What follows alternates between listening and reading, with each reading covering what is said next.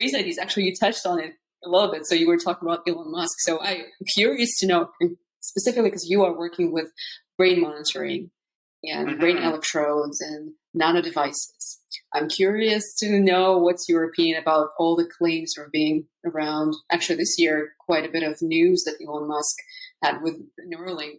I'm curious to know what you think about it.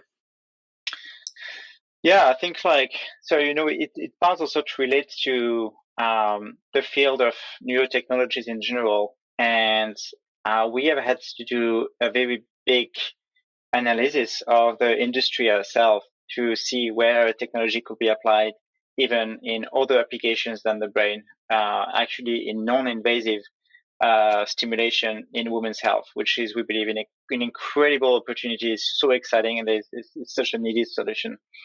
But as we did that whole analysis, it made us realize a lot of things on the possibilities around above the neck and below the neck applications, or implantable devices versus non-implantable. And in that context, when you look at what Neuralink is doing, I think, as many people will tell you, it's incredible engineering. But in terms of neuroscience, it's really questionable because they are pushing things forward or making claims that actually we have done like 10, 20 years ago. There's nothing really new about that.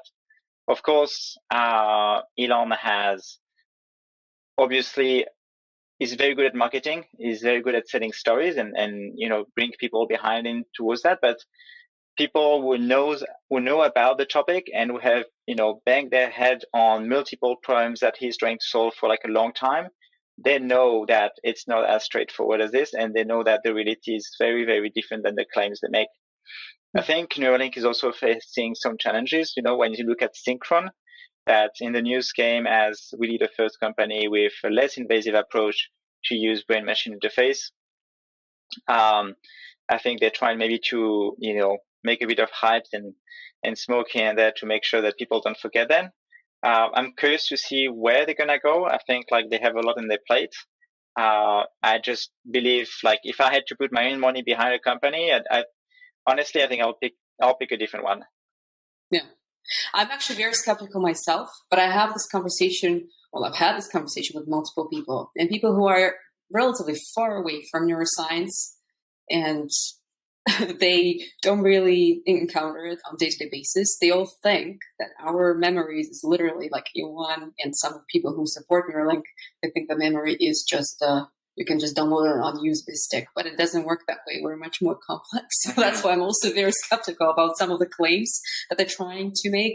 And also, I'm also very skeptical about the ethical components of this. As we know, it's a very different story to have an ethical approval on something like that, and something invasive and something that can stay in your body, versus, let's say, if you are developing, a new computer, a new device that will be an external, a robot, external to human body. So I think that's another part that I find I'm very skeptical about, and I'm not sure if the next decade will be a very successful one. But those are our predictions, and it will stay on record for us. Yeah, well, it will stay on the record. I can't wait to see in 10 years, 10 years from now where they're at, if they are still there. What I will say is that I see a risk of creating false hope, and that false hope being exposed public, and then people don't believe in implants anymore. Implants have their use. They can really, really change people's life for the better.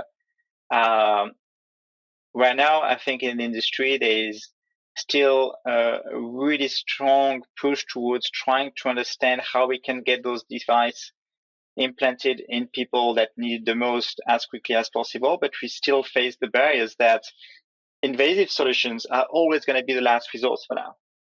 If you're a doctor, you're going to try all the possible solutions before you offer that to your patients. So by definition, then you always talk about last resort conditions. And so you are only talking about a tiny, tiny fraction of the population. And today we do have technologies that work, but how do we get that technology to patients is the challenge we need to solve. Now, when I see Neuralink making claims like that, maybe bringing false hope to people and not delivering on the timeline they say and what they promise they will bring to market, I'm thinking of the public being more, I will say, against implants in general, because for many people, they will, put a Medtronic device and a Boston Scientific device, then at the end of the day, in the same box, that may be Neuralink, because it's all brain implants, but they are fundamentally very different. I guess, I think we have, as medical device companies, and especially when it comes to, for example, neurotechnologies, we have a duty to educate people in the sense of providing that information to them about what it is really about, what it does, how it can help people, but base it on science and in fact, rather than just on Twitter. I agree with you so much. You actually touched on a very important point about the false hope and how that can actually influence the future of the industry. We've seen that before with Theranos, remember, with Elizabeth Holmes, that just this year finally got her sentence. And that was a huge deal because I remember her story when I studied it in my master's program, and she was seen as a hero of the biomedical biotech industry. And now we're looking back at that and how I sometimes think what type of impact her story had on the industry and on that trust, right, that she unfortunately contributed to by spreading those false hopes and the trust that the industry lost in the faces of so many people. So I agree with you so much that it's a very sensitive subject. It needs to be dealt with care, and we need to think about it. And yes, I also think we need to approach everything that comes to healthcare, medtech, with science, with scientific proof, and obviously keep the patient's well-being number one priority. As much as we do want to live in a fantasy, in a world where we can actually control things with just power of thought, there's so many people suffering from so many different conditions, and we need to fix those issues too. And like you said, yeah, it's a dangerous zone if people will lose trust into implantables and implantable devices, and they will put everything, because people do put things into the same bucket, like you said, and they can put many different things in the same category. Well, we've seen it with vaccine, but we're not going to go there. Anyways, we're not going to go there. But yeah, well, I thank you. I appreciate it. Like I said, it's on record, so we'll see what happens in 10 years. Maybe we'll see. Maybe we're wrong, but maybe